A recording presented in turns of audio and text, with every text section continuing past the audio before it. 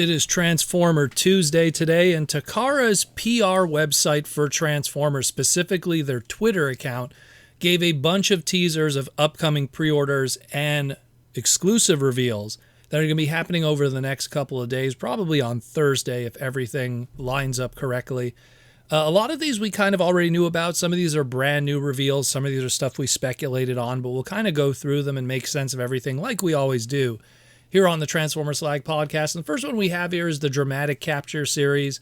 They take old tools, old molding, give it brand new color schemes that are much more screen accurate, and give people a second opportunity to get some of these molds, sometimes the first chance in Japan.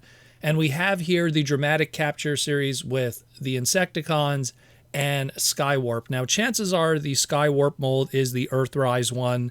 And considering we have a brand new Studio Series 86 mold that's coming out right now with the Thundercracker, I don't really know many people that would see a value in this. I mean, I think at the end of the day, unless you're just really trying to complete the old tooling of the Seekers and Voyager class and you missed out on Skywarp from the 2-pack, I guess this is an opportunity here to get something that'll be better. That's one way to look at it. Same thing with the Insecticons. Some of those are really tough to get on eBay right now, the individuals. So if you could get them all in one shot, and probably will have way better paint decos on these, especially whatever they're going to do with the bombshell, with the gray to the purples. That's going to be quite interesting. So again, this set, really, it's about the Insecticons. The Skywarp is really just a bonus. And in all honesty, if you're not interested in the Skywarp, I would probably suggest when you get this set, probably try to sell that individually as soon as possible before the official Studio Series 86 Skywarp becomes the thing. When that'll happen, we don't know. It could be 6 months from now, a year from now, but use that opportunity in that wiggle room before the value of that item diminishes. The Insecticons, though, are probably going to be quite stellar, so check that one out. Then we have here, of course, we got some other items here. We have from this one is going to be a T-Spark Zone exclusive. The T-Spark Zone stuff is usually part of pop-up events in Akihabara in Japan. The last one they did, I believe it was in January of 2025 in the Akiba Zone on the second floor in Akihabara. So we got here just pretty much Japan getting their opportunities to get some exclusives that were done in the West. In this case, what was an Amazon exclusive, the Wreck and Doom collection of the Carnivac and the Fistatron 2-pack and the Spinister and Topspin 2-pack. They're going to get an opportunity to pick these up at the T-Spark Zone over there.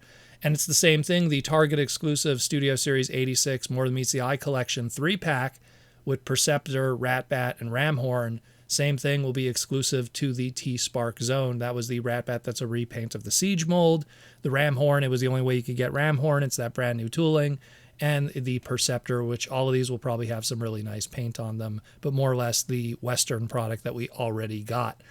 And the last one here, which is the most interesting of the bunch because especially due to recent events, also exclusive to the T-Spark Zone, will be the Nemesis Prime with the Saber team.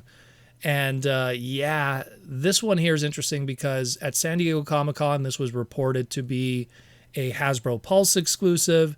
Then we found out through different rumors and stuff that potentially Hasbro Pulse and the 1027 event will be canceled.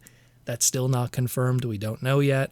But also recent news of their creative producer for Hasbro that does all their live streams and live event stuff has recently been let off the company after being with the company for over a decade. So that might add credence to that rumor, but we don't know yet. So all we know right now in the immediate moment, hey, if you're looking for that Nemesis Prime and you're in Japan, in Akihabara, the T-Spark Zone will have it as an exclusive. I'm sure we'll find opportunities to get this one here in the West. It's probably going to be on Hasbro Pulse's website, so I'm not too worried about it. But at least we know, at least in the immediate moment, at least one place that you could pick it up if you're in Japan. And the last one here, and this is kind of a first look in a lot of ways. First, we knew about this guy from kind of like early kind of teases because in the Missing Link RC manga story that was in the Generation guidebooks, we got to see our very kind of suggestion of this existing, but the Missing Link Ultra Magnus. Now, we had listings of these, supposedly, of a Ultra Magnus and a Grimlock and stuff like that, but looks like Ultra Magnus now is a reality, judging by what we could see from the images here. It looks like, at least for the time being, that it has, I guess, shoulder articulation, hip articulation.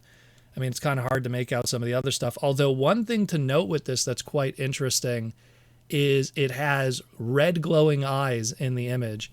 Now, that's a very toy accurate deal because Ultra Magnus, under his armor and everything, had red eyes for the white Ultra Magnus Optimus Prime mold, if you will, under there. So this is clearly supposed to reflect the toy accurate version.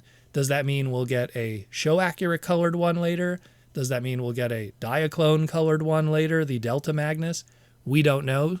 Strong possibility, I would imagine so, but we'll see what happens. But at least we know in the near future a pre-order will be going up and a full reveal for some kind of G1 86 Missing Link Ultra Magnus. So that's very, very cool. And that's it more or less for the news today on the Transformer Slag podcast, all stuff that comes from the other side of the globe. Still plenty more to talk about. It's quite a packed week for news and all kinds of updates and stuff going on in our toy transforming robot world. So let me know what you think about this. Thank you for being educated, entertained, and informed on everything we do here on the Transformer Slag podcast. And as always, thank you for listening.